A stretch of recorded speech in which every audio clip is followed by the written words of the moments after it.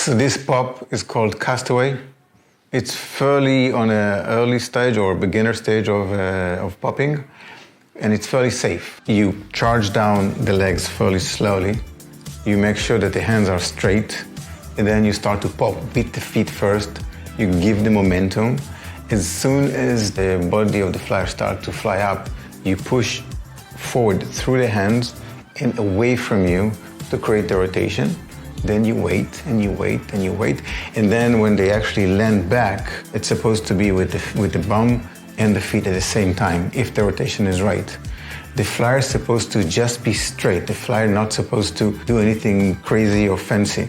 This is not a difficult exercise, yet it took us over 200 times to practice it before we did it right. So just give you proportion, it takes time.